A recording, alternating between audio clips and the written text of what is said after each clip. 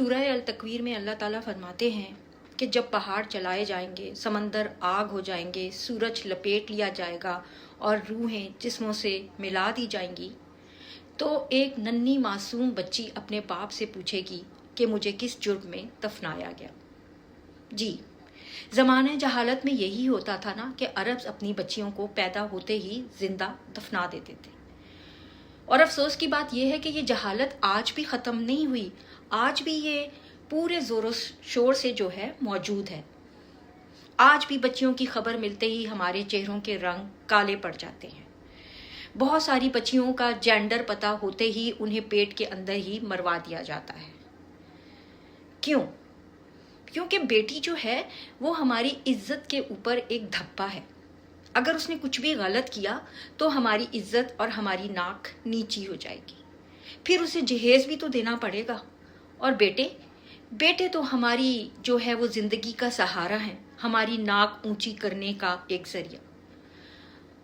اللہ تعالیٰ فرماتے ہیں کہ تمہارے بیٹے اور تمہارا مال جسے تم دنیا کے اندر فخر کرتے ہو، اللہ تعالیٰ بیٹوں کو اپنی رحمت نہیں بلکہ دنیا کی نعمتوں میں گنتے ہیں، اور بیٹیوں کو اپنی رحمت فرماتے ہیں۔ اور جس سے اللہ تعالیٰ بہت زیادہ خوش ہوتے ہیں اس گھر میں اللہ تعالیٰ بیٹی عطا کرتے ہیں۔ آپ صلی اللہ علیہ وآلہ وسلم کی حدیث ہے کہ جو تم میں سے بیٹیوں کے ساتھ آزمایا گیا وہ میرے نزدیک قیامت میں اس طرح سے ہوگا، 2 انگلیاں جوڑی آپ نے۔ لیکن افسوس کی بات یہ ہے کہ ایک عورت بھی جو ہے اپنی بیٹی پیدا ہونے پہ جو ہے وہ افسوس کرتی ہے، کیونکہ اس کی بھی ناک نیچی ہو جاتی ہے سسرال میں اور شوہر کے سامنے۔ اس کی عزت بھی تبھی بنتی ہے جب وہ ایک بیٹے کو جنم دیتی ہے۔ ایک دفعہ مجھے اپنی چچی کے پاس جو ہے ہاسپٹل میں ان کے سیمی وارڈ میں وہ ایڈمٹ تھی، مجھے رکنے کا جو ہے اتفاق ہوا ان کو ٹیک کیئر کرنے کے لیے۔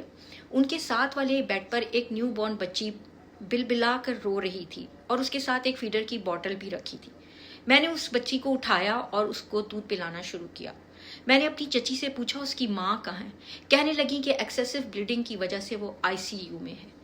تھوڑی دیر کے بعد اس کی ماں ICU سے واپس آ گئی اور ساتھ ہی اس کی ساس اور اس کا شوہر بھی تشریف لے آئے، اور اس کی ساس صاحبہ اپنی جو ہے بہو کے پاس بیٹھ کر فرما رہی تھی کہ پہلے کیا کم تھی جو ایک اور آ گئی، اور شوہر سر جھکائے بیٹھا تھا جس کو عورت کا محافظ، پروٹیکٹر، کیئر گیور بتایا گیا ہے قرآن کے اندر۔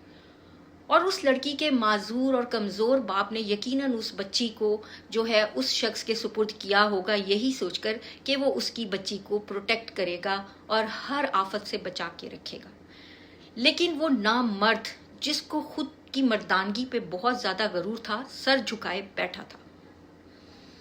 میں نے اس عورت سے کہا کہ اپنی بہو کو کوسنے سے بہتر ہے کہ تم اپنے بیٹے کو کوسو، کیونکہ خوشخبری کی بات یہ ہے کہ یہاں بھی عورت کو اللہ تعالیٰ نے اس الزام سے بری الزما کر دیا، کیونکہ سائنٹیفکلی بھی جو ہے بیٹا یا بیٹی ہونے کا ذمہ دار مرد ہی ہے۔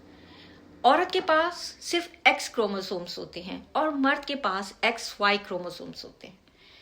مرد شیئر اگر کرے گا X اور کیا کہتے ہیں تو عورت کے X سے مل کے بیٹی ہوگی، اور اگر مرد سے عورت کے پاس Y جائے گا تو XY مل کر بیٹے بنا ہوں گے۔